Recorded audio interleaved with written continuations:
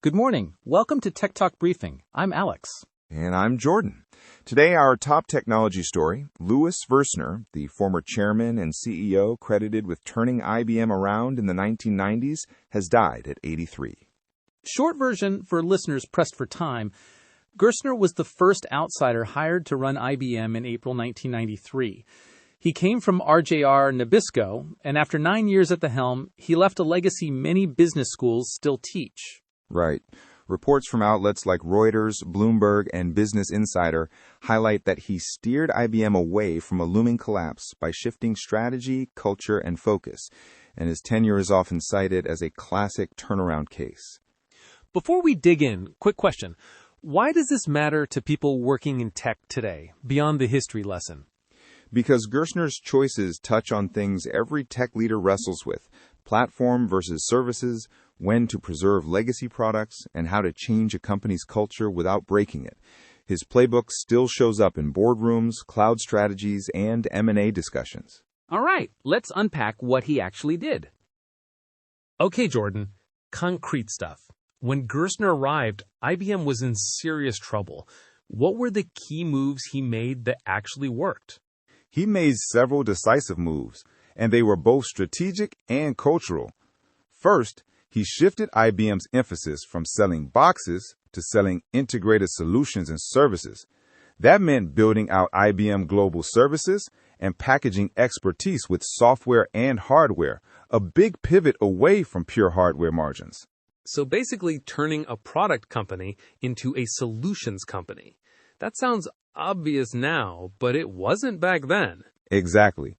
Second, he resisted the popular idea of breaking up IBM. Instead of selling pieces off, he leaned into the company's strengths, its customer relationships, enterprise footprint, and engineering talent, and reoriented them. He kept the elephant together. I always liked that line from his book. Who says elephants can't dance? He wrote that for a reason. It captures the cultural reset. He also cut costs where necessary, streamlined bureaucracy, and pushed decision-making closer to customers. Importantly, his background at McKinsey and in consumer business helped him blend analytical rigor with commercial instincts. Any missteps along the way, or was it all textbook? No leader is flawless. Some critics argue IBM's later struggles show the difficulty of sustaining a turnaround.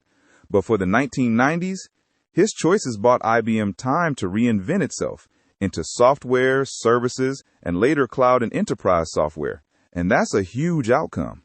So the playbook was practical, not ideological.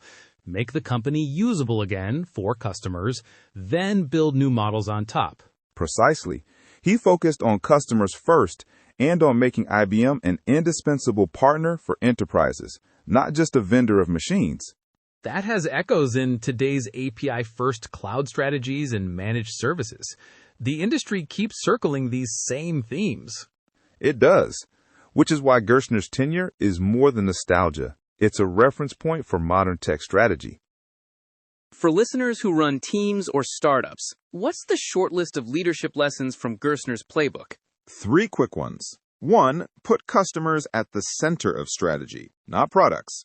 2, be willing to make structural changes and streamline operations fast. And 3, don't confuse technical excellence with market fit. Invest in the business model as much as the technology. That sounds like a lecture on a mic drop in one. And one more practical tip. Communicate relentlessly. Gerstner was known for clear, sometimes blunt messaging. When a company is changing, ambiguity is the enemy. Any advice about outsiders coming in as CEOs? He was the first outsider at IBM. That must have mattered. Outsiders bring perspective and can break old assumptions, but they need to quickly build credibility. Gerstner combined external perspective with respect for IBM's core assets.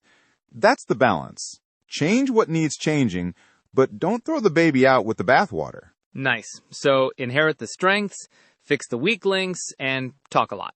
Exactly. Those points aren't flashy, but they work.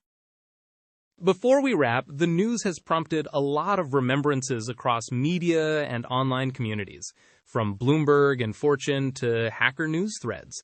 People are reflecting on how one executive's choices can ripple through decades.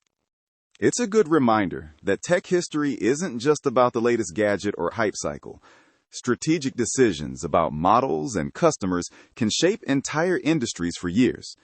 Gerstner's death is a moment to think about long-term leadership in tech. Okay, Jordan, final kind of philosophical question. If a listener remembers one thing about Lou Gerstner today, what should it be? That transformation is as much about people and choices as about technology. He proved you can change a giant company if you focus on customers, act decisively, and leverage the company's real strengths. Also, read his book if you like corporate memoirs with practical takeaways. Great note to end on. Thanks for the context, and thanks to our listeners. We'll be back tomorrow with more on AI, cloud, and the other stories shaping tech. Thanks, everybody. Stay curious and try not to break anything critical between now and then. Bye. Bye. The preceding audio summary was created at JesterEngine.com, where you can find and verify the original sources.